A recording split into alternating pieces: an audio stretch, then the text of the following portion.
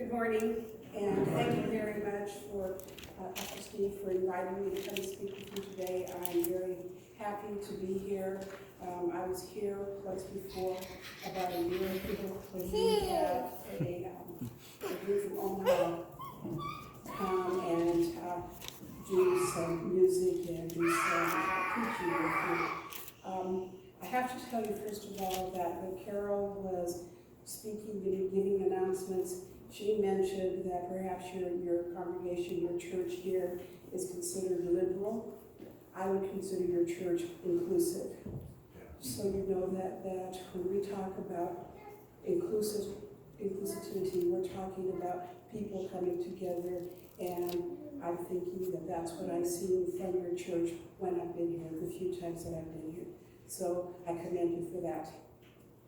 I also need to tell you that while you were singing the song just now in English, I was singing it in Spanish because at my church we call it Pescador de Hombres, which means fisher of men. And it's a very special song to me because we played that at my mom's funeral. And so it just really made me feel welcome today. So thank you very much. So as Pastor said, my name is Yolanda Nuncio. I am born and raised here in Grand Island. And my grandparents were all from Mexico. My mom was born in Colorado. My dad was born in Nebraska, and so I'm a Cornhusker. So I have been very involved in the community for a long time. I know several people here, several teachers because I was a teacher in my life, in my career. I'm still a teacher. I'm actually studying right now, and I only have 8 days left. So it's been a very good experience, but it's work, and I've forgotten how much work it is. So again, I'm very happy to be here. I just returned a week ago tonight from El Salvador. I had actually been down there as part of a cohort with the United Methodist Church, and we were down there for a week. So now I have all these new stories and things to tell about a country from Central America. I ask your prayers for the people that are from Central America and the people that have come to Nebraska and to the United States to live, because the suffering that goes on in that beautiful country is beyond what we can imagine. I've also spent several trips. I've been down to Laredo, Texas, and worked at the detention center with a group of attorneys as an interpreter. They were all attorneys, I was an interpreter, and we actually went into the detention centers and visited and interviewed people, women who had come to the United States seeking asylum and were being detained in the detention center there. I've also been down to El Paso about 3 times to work with groups and to volunteer at some centers, some welcoming centers that are in El Paso, receiving people that are being freed or temporarily freed by ICE. This last trip that I just went on before the El Salvador one was to Tucson, Arizona. And we went to Tucson as a part of a group of 5 from Grand Island, and we were a part of the Diocese of Grand Island. And we went and spent a week at a welcoming center called Casa Elitas, which means House of Little Wings. We spent a week there working and volunteering as a part of their program that they offer for people who are seeking asylum, who have been detained by ICE and then were released for temporary status to come and live with families of the United States, with their families of the United States. We all had different jobs while we were there. I was fortunate enough to be able to work in the travel room, and this is the room where people that were released by ICE would come into, and ICE would bring them there, leave them there, and they would be there for approximately 2 to 3 days before they were allowed to leave to go to stay with family here in the United States. It was a very, very good experience. We were very, very impressed with the services that Casa Elitas provided. The house itself is sponsored by Catholic Charities of Tucson, and but they take people in from all faiths, from all backgrounds. We work a lot with people from Guatemala, from El Salvador, from Honduras, from Nicaragua, from Guatemala. 84% of the people that come through Casaditas were from Guatemala. Most of the people that we worked with were families. There were families of moms and their children, moms and dads and their children, and a grandmother and her grandson, and also fathers and their children. Contrary to what we hear on some news programs and in some different places, we do have immigration. Immigration is a big issue in the United States at this time, but the people that are coming, the people that I have had contact with over the last 3 to 5 years are not criminals, we're not rapists, we're not drunkards, we're not bad people. They were people that are here because they are seeking a better life for their family and for their children. I spoke with families, with fathers who, as we were working and trying to get them out of Tucson, we would visit and share their stories, and several fathers told me that they had come with their little children, and I'm saying 2 to 3 years old. There was even a man there with a baby, a small baby, and these fathers came with their kids, and actually some of them told me that they carried their daughters on their shoulders across the deserts because of the condition of, because they were in deserts, and they were crossing deserts and they were walking, and so they carried their children on their shoulders all the way from their home country to get to the United States, to get to the border. With Casaditas, it was pretty cool because they would get a call from ICE, and ICE is customs, and they're the ones that detain people. They're there at the border, part of the border patrol, and they detain people and bring them into custody. So we would get a call from ICE, and they would say, we're bringing over a busload of people, 50 people on the bus. And so when they got that call, everybody would prepare, and everybody would go stand outside the door to the building, Casaditas. We'd go stand out there, and then you'd see that bus come in. And if you stay for the workshop after services today, I will have some photos to show you. That's what you can see what I'm talking about. They would come, the bus would come, it would round the corner and pass in front of the facility, and then it would go up and it would make a U-turn and come back. And when they get back to the door would open, and these people would start to come out. And you could see by their body language, by their facial expressions, that they were scared. You know, they knew what was happening in most cases, we think, but they still don't know what's going to happen.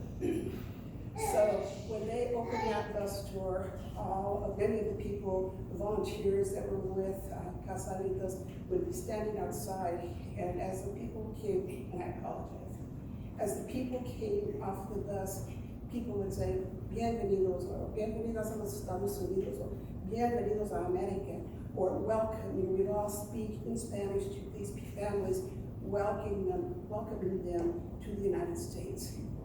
And you could actually see the physical appearance of these families change as they saw smiles and they were being told, welcome, you're welcome here. So it was very, very, very powerful. So then once they get through the welcoming, then they would go inside, and you have to know that these people have been crossing deserts and crossing 2 and 3 countries, depending on where they came from. And then they would spend 2 or 3 days, sometimes longer, in the ICE detention centers before they would be released. And so when they get to Casaditas, they've been released, they have been traveling, they've been detained, and now they're at a place where they don't know what's going to happen next, other than that they're supposed to be able to go to live with family. So when they come into the center, we would take them into an area where they would be able to get something to eat. We would have them sit in pews from a church that were donated to Casalitas, and they would sit out there, and we would bring them soup, because in many cases they hadn't had food, or they hadn't been eating well, and so the dietary people that were there wanted to make sure that they started eating slowly and eating light foods. So everybody would get a cup of soup, and then they'd get some fruit and some water, and they would be introduced to the center. They had a pastor that was there that would talk to them and welcome them and explain to them what was going to happen. And from there, they went to the medical part where they were visited. They had the opportunity to visit with doctors and nurses and medical staff to see how they were doing physically, if they had any needs, or to see what their physical condition was. After that, they were given a room, and they were given clothes, and they were able to go in through the clothes rooms and look for clothes for them and their families. And they were given the opportunity to take a shower, and they were welcomed. And I think the most important part of that was that they knew at that point that they were safe. So it was a very, very, very good experience. We would get calls, sometimes 2 calls a day, sometimes 3 calls a day, when ICE would bring over people that allowing them to go on to the next part of their journey. And so we just met them. I have pictures of a bus when they came to the center, and then we have pictures of a bus when they left the bus depot. And the difference is pretty astounding. So the whole experience has been very, very good, because we learned about what is actually happening with families that are coming. As I said, 84% of the people that came there were from Guatemala. So the Guatemalan consulate has opened a consulate office directly within the center, so that they are able to help people as they come through. It's important to remember that these people that come through Casalitas are there temporarily. They have received temporary status so that they can live in the United States at that point. But this is just the beginning. They know that they will go to live with a family member wherever in the United States they have family. But when they come to the center, they already have a stack of papers from ICE that tells them where they're going to be living, and tells them when their first court appearance is. So that if I were to go in there today, I would know that I'm going to live with my uncle in Grand Island, and that I will have my first court appearance on December 1st in Omaha, Nebraska. And that I need to find an attorney. All of this information is available to them so that they know where they're going. When you think about that, they don't really know where they're going because they are new to this country. We have people that came in and were going to Seattle, other people that were going to New York, others to Newark, others to Tennessee, others to Florida, others to Colorado, to Arizona, California, literally all over the country. And so we would take kids and we would say, okay, listen to the map. We had a huge map there. We would take the kids to the map and say, okay, you are here in Tucson, Arizona. You're going to live in Seattle, Washington. Then we'd show them the route, show them where Seattle was located, or to Texas, or to New York. You could visibly see them, that they see that they're traveling across this huge, huge, huge country, and to get where they're going to go. And so we tried to get them out of there within 2 days usually. The week that I was there was the week that they had the floods in Florida.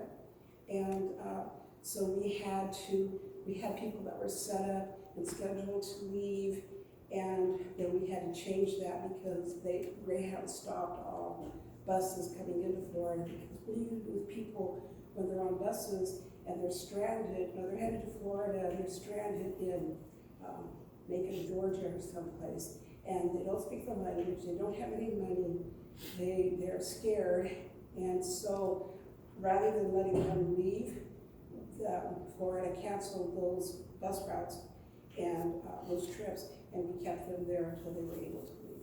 So now, and then after we left, we don't know what happened to those people, if they finally got out of there, if they ended up where they were going. It was also very impressive because the day that we got there, there was a group of volunteers there from Rochester, New York.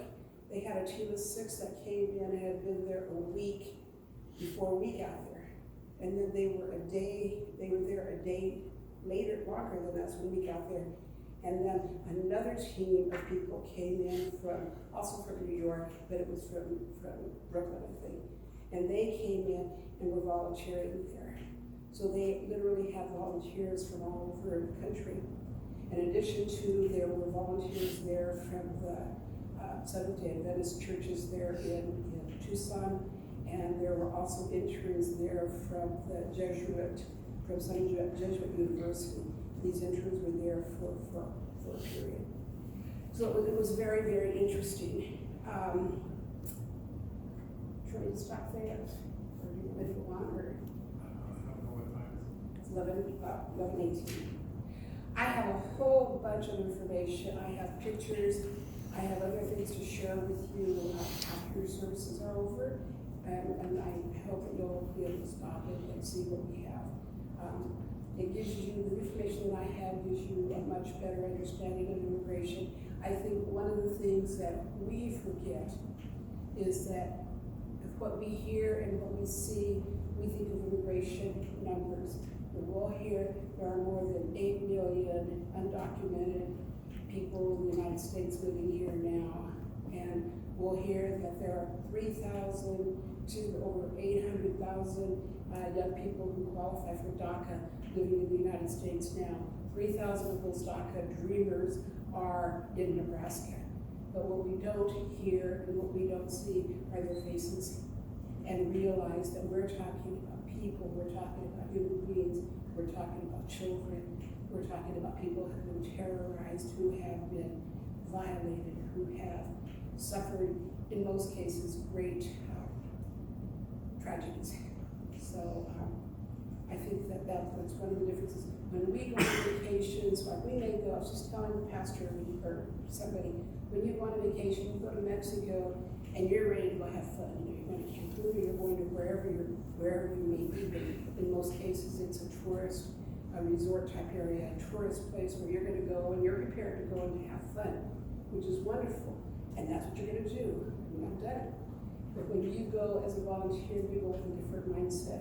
You go to see how you can help make the world a better place.